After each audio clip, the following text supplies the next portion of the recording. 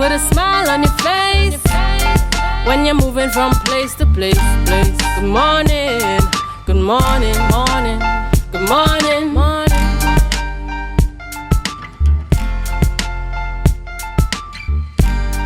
Good morning, viewers. We're at 7:17 a.m. and welcome back to the Tobago Updates morning show, coming to you here live from the Port Mall in Scarborough, Tobago. So we continue the conversation this morning. Yes, folks, we're speaking about the Tobago oil spill and, protecting our reefs. And I want to add into that, we're speaking about the progress that we have made to date. And this morning we have on set with us Alvin Douglas, owner and operator of Tobago Frontier Dive Club. Good morning to you and welcome.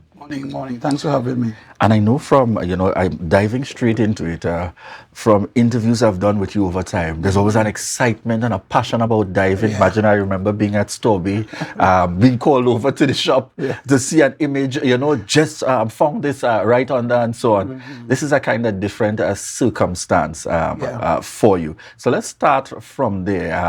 That call that was received to lend some support given the circumstances here when you first heard of the oil spill? Well, actually, on that day, it was last week Wednesday, we were just about to take out one of the largest group I've had for the year. And usually when I get a call from TEMA to respond to any kind of an incident, it is relatively easy for me to stop what I am doing. But at that point, I had to actually stop my guests from coming on my boat and say, wait a minute, there's been an incident and we need to treat with this. And my recreational dive turned into a commercial or a response, or emergency response, I should call it. The first thing they had asked me to do is, TEMA had mandated me to do is to inspect and do a check of the vessel to see if you can figure out where it come from, where it's lying and whatnot. So myself and a team, we went and we found the name of the vessel etched onto the side of the vessel. It is in a really precarious area where the only place that I respect more than that area of the island is that piece of water between Charlottesville and Speyside. It is one that you have to respect because it's constantly rough, and if you're not a experienced seafarer, you can get into problems. Numerous boats have turned over and been pushed into the pity through right there. So it's in a place where it's a blessing for Tobago in that the leakage or the substance that it looks like oil that's coming out of it is actually going more or less out to sea. But that's a blessing. But the curse is that to treat with it's a nightmare to treat with. I mean, it has been rough from last week to this time, but luckily we have a team on the ground that is on the island, and there's a task force chaired by the chief secretary, and every evening we meet and we go through the list task by task to see the progress that we've made, and it's exciting. It's very, very new to me, even if I've dealt with emergencies around the coast for years on the island, but this one is new to me. Tell us a little bit about that progress from your perspective, as a diver, because I know probably by the time you actually saw the happenings, immediately, it must have made you quite uncomfortable, and the first thing you're thinking about is that natural habitat that you've known for years, you've grown to appreciate. In fact, you've developed your love for diving. Tell us a little bit about that progress between last week and where things are at now based on your involvement. Well, other than inspecting the site on the water, my team, we responded by also assisting the professionals of Trinidad to lay the boom so that we could contain the spill. And to be quite honest, I think that's one of the most difficult things to do right now, because they had to bring in heavy duty booms and ocean booms because the ship is in the surf. Even if you lay the boom, because of the extreme drift and the wind and the surf, it pushes the oil. Even if you contain it, it pushes the oil over it, so there's spillage. But we finally made progress on that. I know from the meetings, the cleanup on the coast is going quite well. It's we've had a lot of volunteers come out, and again, the leadership, Mr. Farley, has demonstrated a calm and constructive way and a systematic way of making sure that all the task is done.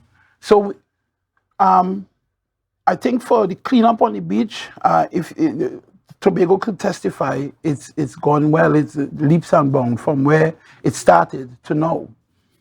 Outside, where people's eyes are not around the vessel, we have made progress.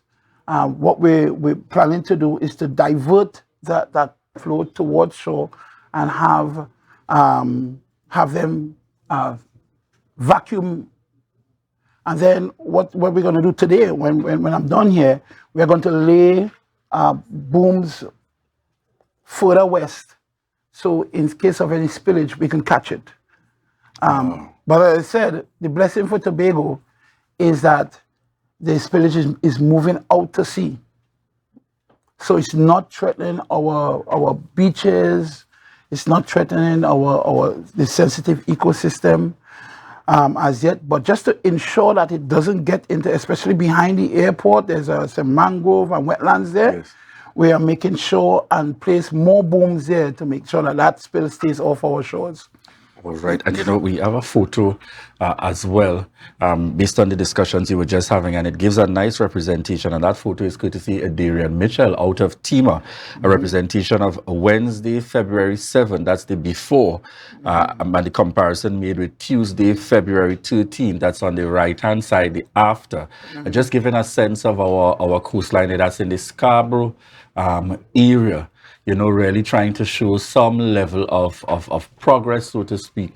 And that's just to put the photograph into the mix for those of you listening in to our interview here this morning. I want you to tell us as well, Alvin, when you think about the prospects, because some are extremely worried, and in fact, I've had to put some clarity out there as well to remind persons that it's not all our beaches that are suddenly closed down in Tobago. Yeah. There are affected areas, and most certainly, my understanding and information has been the Pigeon Point and a number of other beaches still remain available for use. Tell us a little bit about that, because people think it's all around Tobago that's down.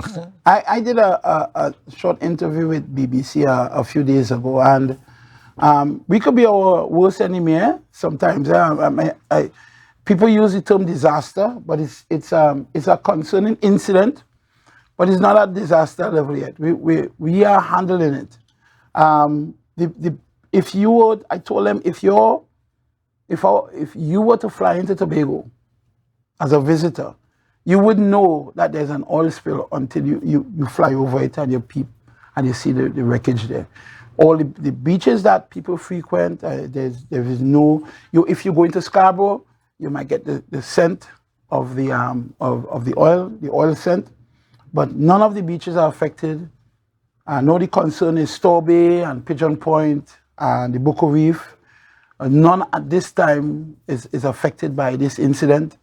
You can't say absolutely not 100% because you're dealing with nature. Correct. And I've been in the ocean and I've seen the prevailing wind turn 180 degrees to the other direction. If that happens, then there's no telling. But for now, the Pigeon Point is safe, the Boko Reef is safe, Store Bay is safe to go. Yeah, enjoy the island. Yes, definitely. And the connection there is Pigeon Point, Stobie, Mount Irving, Kingsby, Charlottesville, Castara, Speyside, Fort Granby, just to mention some of the beaches that continue to be accessible, particularly for those of you who are viewing right here in Tobago, across in Trinidad, and in fact the region at large. Alvin, before we wrap this morning, what would be the message? And we have it on screen there, the facilities that continue to be available, public advisory coming out from the Division of Tourism, Culture, Antiquities, and Transportation. What would be the message that you would want to put out there at this point, speaking to those right here in Tobago, as well as those abroad? As we, as we treat, I like the way you describe it with this incident and with this challenge, because it is not insurmountable at all, and we continue to hope for the best, so that there's no shifting in the tides and so on to create any further challenges. Well, the first thing I would like to say is congratulations to the team that is working on it. I mean, it is a collaborated effort. Tobago is developing its response on the coastline, but I mean, you have to recognize the efforts from the companies and the government, the central government, setting up their team of experts to assist us also. I mean, we have people, I've never even heard the names. The people like Oil Mop Pan and 3 other boom experts and cleaning experts. They've all collaborated their effort to deal with this in a serious and constructive way. So I would like to say congratulations to them.